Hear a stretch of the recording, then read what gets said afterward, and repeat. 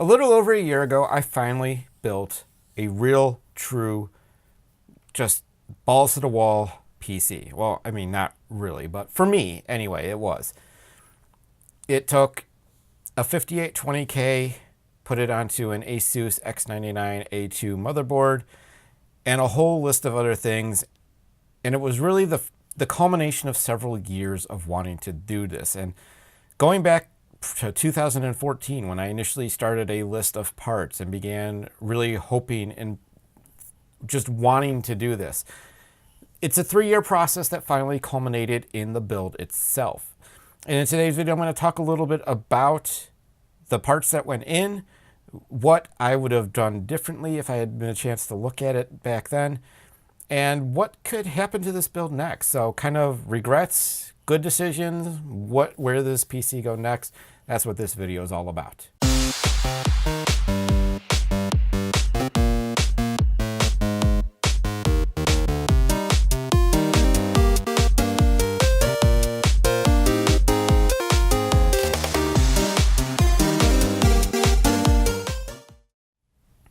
So this build has changed a number of ways even since it was built a year ago. Obviously, I didn't even keep the original case more than maybe a couple months. I can't remember the exact time frame, but the build vlog details it. So, I mean, within the first couple of months, I changed the case, I added some cable mod cables, and just constantly tweaking and looking for ways to improve the build without going overly crazy. Now, this build was done right before the launch of AMD's Ryzen, so there was some temptation there to be an early adopter. And I'm glad I didn't, because the early adopter issues were very real, and especially considering the memory I ended up going with, it would have probably been a bad time. We'll just go into this at another point. But to go over what we ended up doing with this build, we went with an Intel i7-5820K, 6 cores, 12 threads. This was before, Intel decided that they were going to follow Ryzen and make 6 cores a mainstream processor. Kind of a bummer, but at the same time, it is what it is. It is on the top of an Asus X99A-2 motherboard. Robust enough, not overkill, obviously not top of the line, but it does the job. Our boot drive is a Samsung SM951 256GB M.2 NVMe SSD. Good enough. Could it be better, but it's good enough. The read-write speeds are pretty incredible on that. We have a pair of Samsung Evo SSDs, a 500 gig and a 1 terabyte for game storage. We have some Seagate Barracuda hard drives, a 2 terabyte and a 4 terabyte for storage purposes. A Corsair RM850 power supply. We have cable mod black and white cables before they released the Pro Series. And memory is the G.Skill Ripjaws 5 2400 megahertz memory in red. This was, of course, back when I was doing the original build, which was supposedly going to have a red and black theme, because the original build went into an NZXT H440 case. And to top it all off, we had an Asus Strix GTX 1070 OC edition that I bought before cryptocurrency took over. Now, there's some obvious good things that I did here with this build. Obviously, the GTX 1070 was bought before cryptocurrency took over, so I got it for $414 or something along those lines. You can't find a 1070 for under $500 at this point. And a few months ago, you couldn't find it for under $800. It was just ridiculous, the prices that these things were going for. And this is the cryptocurrency thing at its worst. Memory prices have also skyrocketed since I made this build. And that is partially because of a memory shortage, partly due, in fact, to AMD releasing Ryzen. So now all of a sudden you had all these people who were on DDR3 who needed to go to DDR4. There was a huge surge in memory purchases. Threadripper didn't help the situation. X299 didn't help the situation. Intel, in fact, has released, since I built this, Kaby Lake came out and Coffee Lake has come out. So Intel has released 3 platforms. AMD has released 2 and is getting ready to release a refresh of Ryzen. Although I don't think the Intel stuff was as serious because Intel has been on DDR4 since Skylake and Haswell E. So I don't really think that X299 had a whole lot to do with it, but it's still something worth mentioning. So I got in before all those things went up. Now, obviously, I wasn't really willing to early adopt Ryzen, and again, it made sense not to do that. I got a decent X99 motherboard. It obviously has held its own. I have a 4.4 gigahertz overclock, but I wasn't satisfied with the build, and if you saw the build vlogs early on, you could tell I wasn't completely satisfied. I had issues with NZXT with the H440 case. That was really the big thing that I had going on. I was unhappy.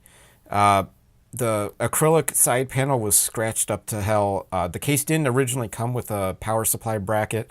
They then sent me a power supply bracket, but didn't include the screws that I needed. When I told them I didn't have the screws, they told me it was in the accessory kit. I said, no, it's not. Neither is the instruction booklet. By the way, how do you connect these fans to the fan hub properly? No response. Took several months. They apologized, sent me a puck, but never actually answered the question.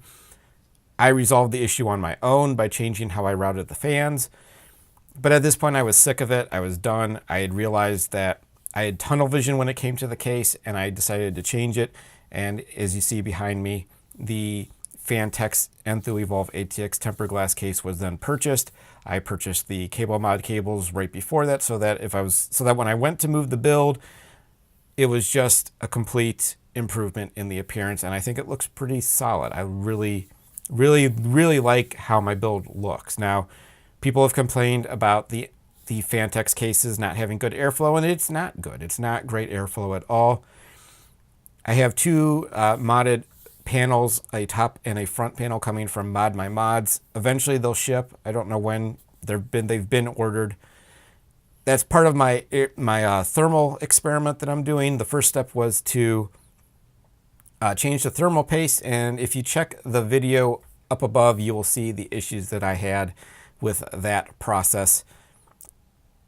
It was not pretty, but we eventually got the job done and things are nominal. Now, overall, the build is pretty satisfying. I decided to go with a 5820K because 6 cores, 12 threads seemed like a pretty good deal. Intel's 8-core processor, the 5960X, was still $1,000. The 8-core 6900K was still $1,000. There was just no way to get in on the 8-core 16-thread processors at that point in time. And again, I didn't want to early adopt Ryzen. Plus, I wanted the PCI Express lanes. Ryzen, I think, was 16. This thing has 28. So as you see with the capture card in there now, I'm pretty much using a good portion of my PCI Express lanes with the M.2 and the graphics card and the capture card. And it wouldn't have made a big deal, but I still didn't want to be limited by PCI Express lanes. Plus, the 5820K had a reputation as a good overclocker, and once I finally got the knack of overclocking down, this turned out to be pretty accurate, as I was able to get it to 4.4 gigahertz. We are at 4.4 right now at 1.25. Part of the experiment with thermals is to see if maybe I can get a little bit more performance without bumping the juice up too high, and if I have to bump it up, what kind of temps am I getting? So airflow becomes a little more important in that scenario. I realize the Fantex case is not great for airflow. It is for aesthetics, and it does look damn good. I've obviously since added a couple of their Halos fan frames. There's 2 of the standard Haloses on the radiator, and there is another one, the Halos Lux, on the rear exhaust. There's a pair of LED strips in there as well. So I've really bumped up the lighting game. I don't use RGB like everybody else, as you can see. I tend to change color themes. For a while, it was cotton candy. Then it was just straight blue. Then it was kind of, I think I went with an all green for St. Patrick's Day, then a green and yellow, trying to encourage spring to come around. And I've since switched it back to blue and green. I'll probably change it again at some point. I change them pretty frequently. That's the appeal behind RGB, why I wanted RGB enabled parts, and why it's really helpful that Fantex plays nicely with Asus's AuraSync software, because that allows me to just kind of sync everything up and have pretty good control over the color that is inside the case. With the graphics card and the motherboard both being Asus branded, it's pretty easy to make the colors work the way I want. So obviously the processor not being that expensive, the motherboard not being that expensive, and the graphics card and memory being bought before everything happened with those things, those were good things. Additionally, that power supply was a refurbished power supply. I took a chance on it for 80 bucks so far. Great, but I'm aware I'm probably playing with fire with that. So when we talk about upgrades, which I will do in a minute, that's something to think about. Now, what do I regret about this build? I regret not going for the black and white G-Skill Trident Z memory. I probably could have gotten it for less than it is now. I hesitated on memory because I was looking to save money wherever I could. Obviously, when I bought the G-Skill memory that I'm using now, the case, it matched the case. It matched where I was going with the theme of the build. That has since changed. So now that red colored memory sticks out like a sore thumb. So I kind of wish I would have gone with either the RGB, the Trident Z RGB, which was just releasing at that point in time, or the Trident Z in white and black. I think it would have looked really good in this build. And I still may go that route, but that's going to be part of a bigger upgrade package. I also do kind of regret not going for a GTX 1080. They were only about $150 more at this point in time last year. I could have gotten a Strix 1080, and I would have had a little bit extra performance. Ultimately, the 1070 does a great job at 1080p, and it will allow me to get into 1440p, but it does kind of have a limiting factor when it comes to some of the 3440 by 1440 ultra wides that are out there if I were to go that route, which I'm not sold on going yet. Ultra wides are nice, but I'm not quite there. Aside from the memory though, and maybe the 1070 versus the 1080, I don't have a whole lot of regrets with this build. It was pretty simple. The process was fairly straightforward. As if you've watched the build vlog, you can check it out up here. It was not a difficult thing to do. In fact, the biggest issue I had was that I didn't film it correctly because I forgot to turn the shotgun mic that I was using at the time on. So technical details aside, the build went according to plan and booted on first try. System has been relatively good other than a few little hiccups here and there. I've not had any stability issues with the overclock. I've had no stability issues with the graphics card being overclocked. I've had no major temperature issues at rendering. When rendering a 4K video, I get up to about 75 degrees C max. And during gaming, I don't hit 70. So the GPU stays under 70. The processor gets to the mid 70s at worst. Those are pretty good numbers in a case that isn't good for airflow. So imagine what we could possibly do if I get some better airflow going through that case, which is on its way. In regards to upgrades to this system, there's a few different ways we can go. I obviously still want to do a custom loop. Those front panels and that front and top panel mod are going to be crucial for this to work, because if you watch Jay's 2 cents video, this case struggles if you have more than one radiator, and I definitely want to have a 2 radiator system in here for this because I want to cool the processor and the graphics card, and maybe even the VRMs with a monoblock, but we'll see.